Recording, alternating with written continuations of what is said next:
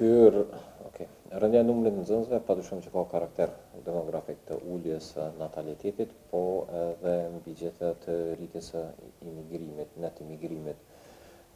Nuk është një projekcion befasues, është në kuadër të asaj që si trend statistikor është prezent me vite dhe dekada tashmë,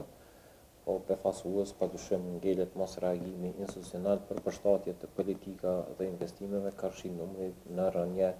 të nxënësve në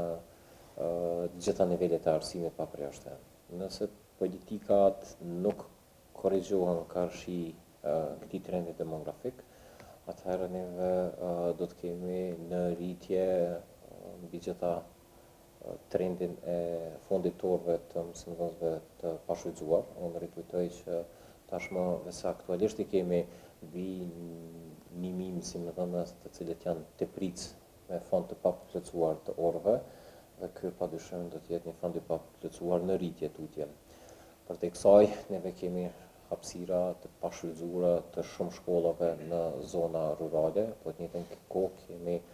shkolla të mbipopulluara në disa zona urbane me densitet të lartë. Pra, ka një shturje të shpërndarë si në resurse humane, po edhe si në resurse infrastrukturore,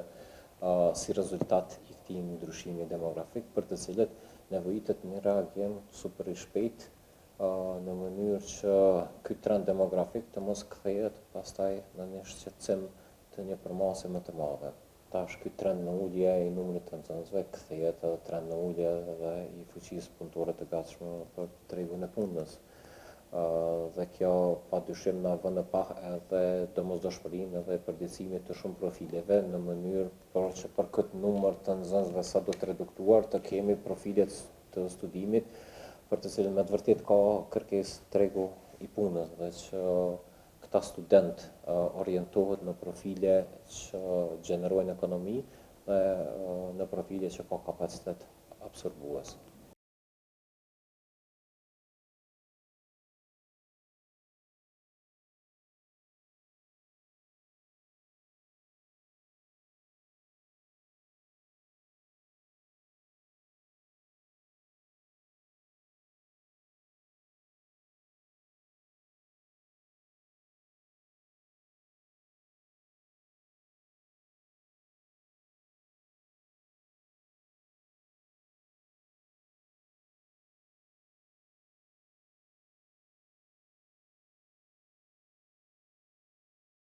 Po, unë mendoj se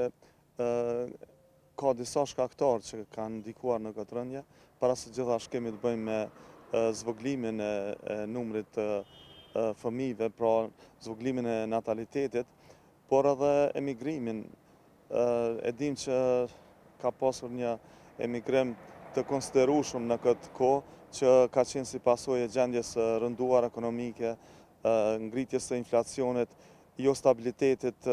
ekonomik e social që mbretëron në Kosovë, por edhe faktorëve të tjerë që në mënyrë të drejtë për drejtë ose të tërthort kanë ndikuar pra në vendimin e familjeve për të emigruar nga Kosova. Kjo do të ketë pasoja për të ardhmen, për shkak se jemi duke humbur njërin prej aseteve më të rëndësishme, njeriun, pra të riun, fëmijën e Kosovës, dhe ky zvoglim i vazhdueshëm i numrit të banorëve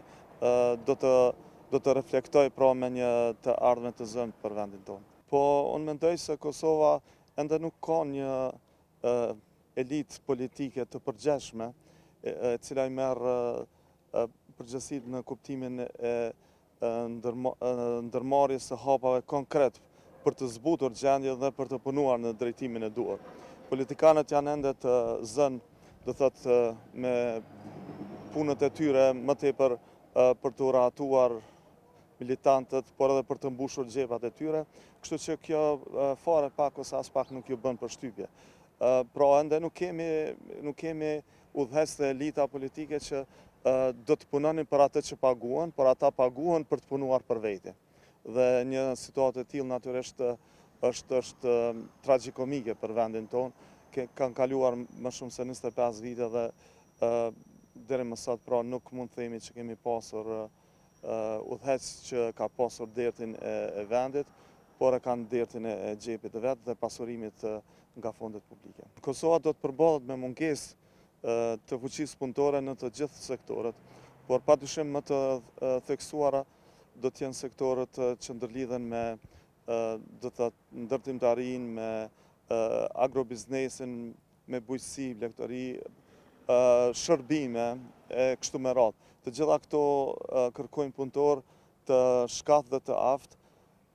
të cilët do të jenë të gatshëm të punojnë. Natyrisht nuk përjashtohet edhe mungesa e specialistëve të nivelit të lartë të IT-s apo edhe specialistë të fushave të caktuara, të cilat kuadrët do të jenë të përgatitura në vendin tonë, por që për shkak të ofertave të mira që vendet tjera u dhënë, ata do të emigrojnë. Pra problemet do të komplikohen edhe më shumë dhe intervenimi duhet të jetë i menjëhershëm për ta përmirësuar sadopak dhe për të punuar në drejtimin e duhur. Tashmë në shumë vise rurale të Kosovës është shfaqur ky fenomen kur shkollat kanë numër shumë të vogël të nxënësve, por dhe shumë syre që edhe janë mbyllur. Padyshim që problemi i prisjes së mësimdhënësve tashmë është shfaqur dhe me të vërtetë do të jetë e vështirë pra që të kemi një menaxhim efektiv kur shumica e fondeve dhe buxhetit shkon në paga dhe mëditje, edhe mbeten do thotë fonde të pamjaftueshme për investime kapitale.